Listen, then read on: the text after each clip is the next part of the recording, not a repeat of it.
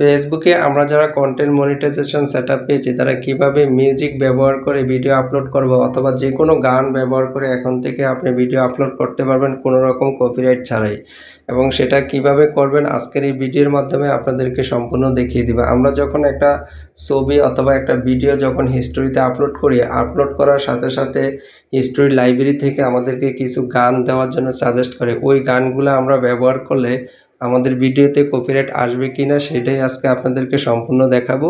তো চলুন আমরা আমাদের মোবাইলে স্ক্রিনের মাধ্যমে আপনাদেরকে সেটা দেখিয়ে দিচ্ছি। যে যেখান থেকে ভিডিওটা দেখতেছেন অবশ্যই শেয়ার করে আপনার টাইমলাইনে রেখে দেবেন, পরবর্তীতে যেন আপনার কাজে আসবে। প্রথমে প্লে স্টোর থেকে আপনার ফেসবুক অফিসিয়াল অ্যাপসটা আপডেট করে নিতে হবে। তার জন্য আপনার প্লে স্টোরে চলে যাবেন। প্লে স্টোর থেকে আপনার এই সার্চ বারে যেয়ে লিখবেন ফেসবুক লেখার পর আপনাদের ফেসবুক আইকনটা শো করবে।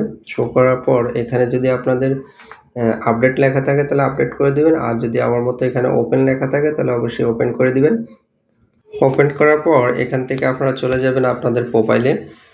দেখেন আমি এখানে ক্লিক করার পর আমার প্রোফাইলে নিয়ে যাচ্ছে। প্রোফাইলে নিয়ে যাওয়ার পর এখান থেকে আপনারা এই যে ছবির উপরে ক্লিক করবেন।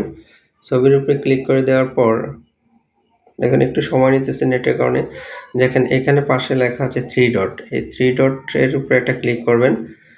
তো আমরা 3 ডটের উপরে একটা ক্লিক করে দিলাম। ক্লিক করে দেওয়ার পর এখানে লেখা আছে দেখেন অ্যাসিভ। এই যে অ্যাসিভ এই অপশনটার উপরে একটা ক্লিক করে দিবেন।